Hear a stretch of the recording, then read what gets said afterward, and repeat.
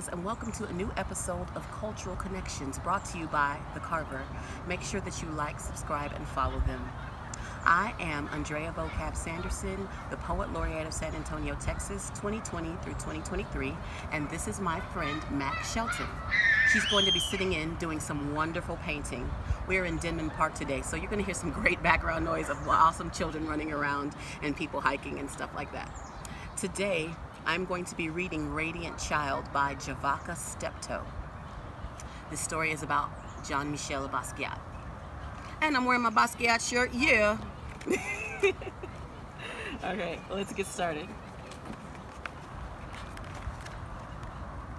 Somewhere in Brooklyn, between hearts that thump, double dutch and hopscotch, and salty mouths that slurp sweet ice, a little boy dreams of being a famous artist.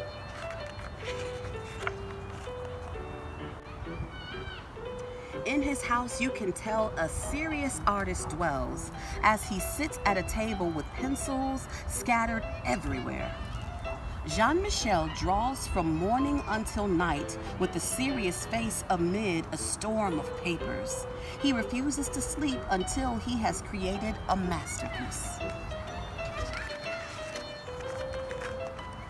At night, images enchant Jean-Michel's mind, and he wakes from his dreams to add one more line.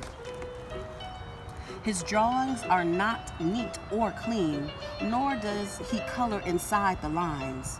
They are sloppy and ugly and sometimes weird, but somehow still beautiful. His art comes from his mother, Matilde, a Puerto Rican woman who designs and sews, cooks and cleans, and makes the house look like a stylish magazine. But most important, she lies on the floor and draws with Jean-Michel on his father's old work papers. From her, he learns that art is not only in the poetry book she reads to him or in the theaters and museums they visit. Art is the street games of little children in our style and the words that we speak. It is how the messy patchwork of the city creates new meaning for ordinary things. While visiting the museum, they look at his favorite works of art. Reading the story behind each artist, reading the story behind each work. This is how Jean-Michel learns what it means to be a famous artist.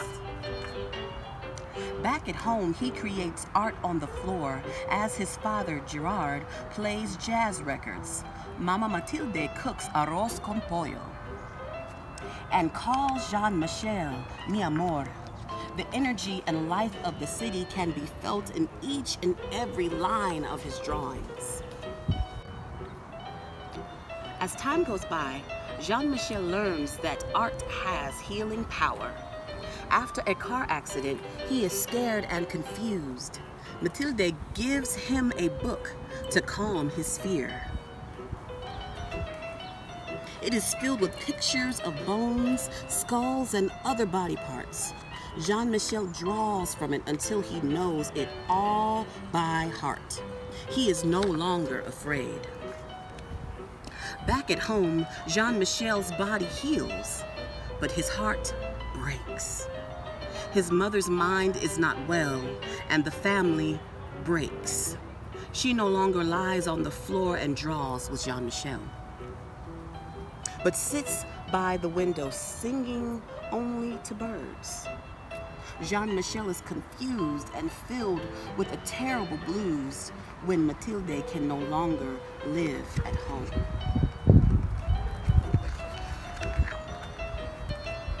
He tries drawing the terrible out of his blues, but things are not the same. As Jean-Michel grows older, he visits his mother when he can, always bringing his artwork to show, telling her that one day it will be in a museum. When I am a famous artist. A teenager now, Jean-Michel decides, Papa, I will be very, very famous one day. With a sly look and a twinkle in his eye, Jean-Michel leaves Brooklyn for New York City, the Lower East Side, a concrete jungle where only the tough survive.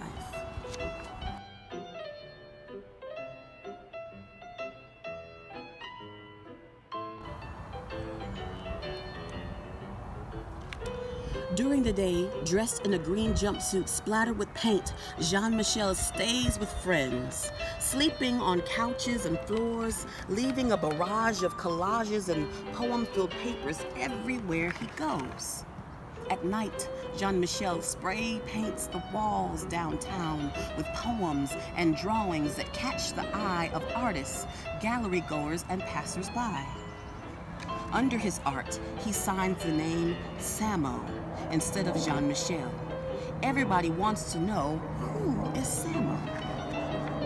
Samo moves from street corners to art gallery walls with powerful color, composition, and line, collaging and painting on anything he can find.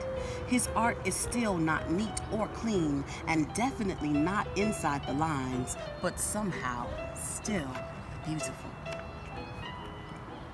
With his magical charm, Jean-Michel draws a crowd, but when it's time to work, he prefers to be alone, with the radio and TV on full blast. Now, in an expensive suit splattered with paint, he flips through stacks of magazines and open books and paints into the night, and sometimes for days at a time, while sounds and images jump into his head. Jean-Michel, an artist among artists, never doubts one line, creating from a soundtrack that is all his own. People describe him as radiant, wild, a genius child, but in his heart, he is a king. So he draws crowns for himself and others he admires.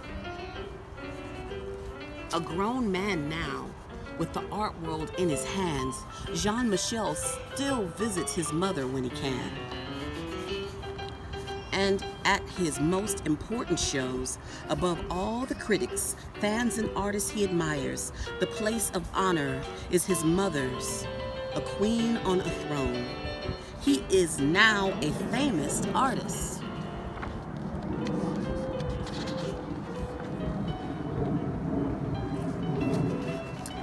So that concludes the story, Radiant Child. Thank you for joining us for Cultural Connections. And again, I'm Andrea Vocab Sanderson, and you've been watching Mac Shelton.